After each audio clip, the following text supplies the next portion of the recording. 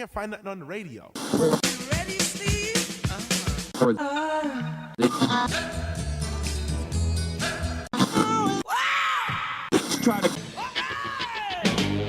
Welcome to Songology. He's Bruce. He's Richard. And this is another episode from our Song of the Day archives. Enjoy. Welcome back, Bruce. We've been looking at Elvis. Now, last time he caught me with, it wasn't Elvis Presley, it was Elvis Costello. So what do you have on tap for today?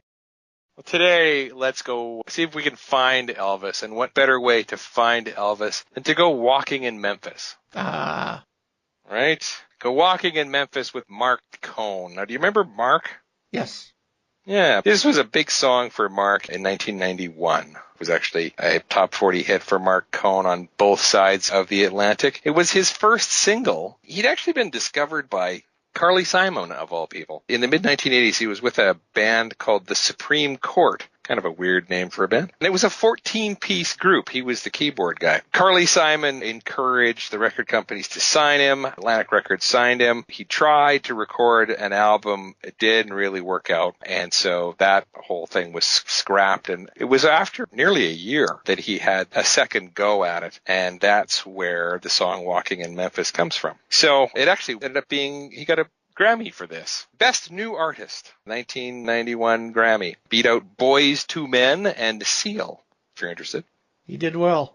Yeah, he did. And really, this was inspired by literally the trip that he describes in the song. He went to Memphis to sort of basically submerge himself in the world of the blues music and also Elvis Presley. And so there's a lot of stuff that is in the song that is particular to Memphis, the city itself. When he says, for example, walking with my feet 10 feet off of Beale, he's talking about Beale Street, which is a street in Memphis. And actually, I can also tell you that Beale Street is the source of B.B. King's nickname. B.B. King, the famous blues guitarist. Yeah.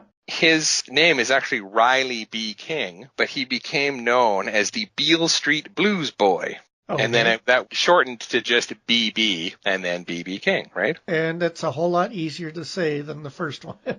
Yeah, exactly. The song mentions W.C. Handy. The line is W.C. Handy, won't you look down over me? There's a statue of W.C. Handy in Memphis, and that's because he is generally thought of as the father of the blues. I mentioned, I think, last week, born in Florence, Alabama. Right? Okay. Right next to Muscle Shoals. He was basically the father of blues music, wrote various songs, including Beale Street Blues, Memphis Blues, and his most famous recording is St. Louis Blues.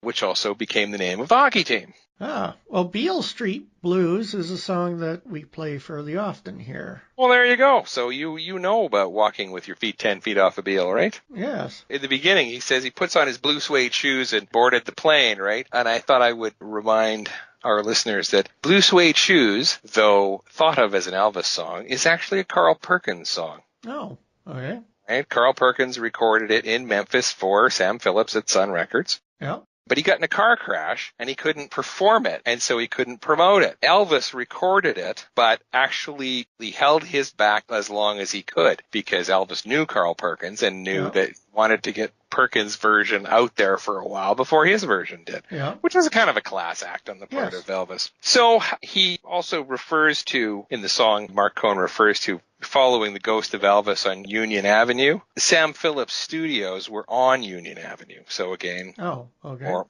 Elvis references. He follows them up to the gates of Graceland and so forth. And then they say security didn't see him. And that is thought to be a reference to an occasion when Bruce Springsteen actually came to Graceland, climbed the wall to deliver a song that he'd written to Elvis. This is when Elvis was still alive. So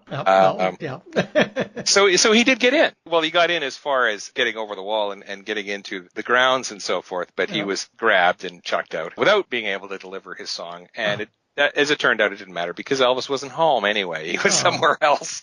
So a bit of a disappointment for young Springsteen. There's also a reference in the song to Girl Waiting in the Jungle Room. The Jungle Room is sort of the rec room of Graceland. Okay.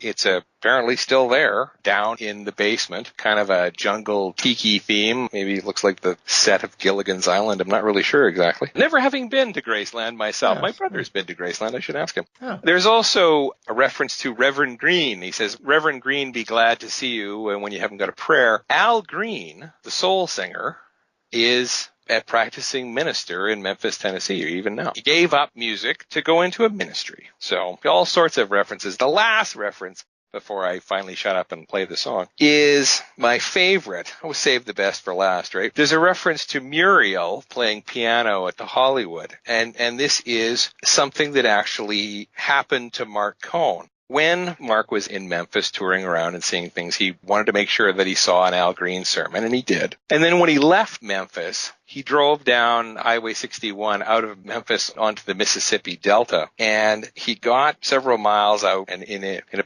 place called Tunica County, Mississippi. And he saw this faded sign sort of in the middle of the nowhere that just said Hollywood and pointed. And so he thought, oh, okay, I'll see what's Hollywood, and drove in, and he found this little cafe. It's like sort of a diner and a music place. That's where he smelled catfish on the table, as he says in the song. And he met this lady, this black lady named Muriel, who was in her 70s, and she was sitting playing the piano. She played spiritual songs. She played old Hoagie Carmichael songs, different things, played all manner of things. And Cohn got to chatting with her during a little break that she took. And he says that for some reason she was just one of those people it was so easy to talk to. He ended up talking about his life and his childhood and so forth. His mom had died when Marc was 2, and his dad passed away when he was 12. And he's worked a lot of these things out over the years in his music, but he said that in speaking with Muriel, he got maybe what was the best therapy of his life.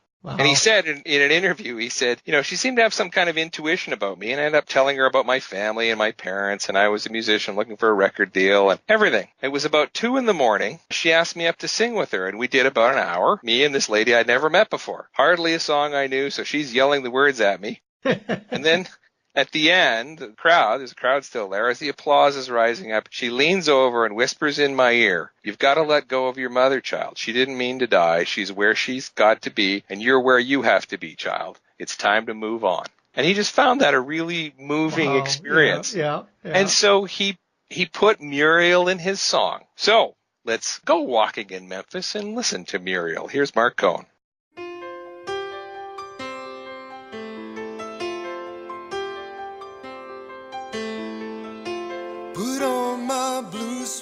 And as usual, I have to stop it right there due to the wonderful world of fair use rules.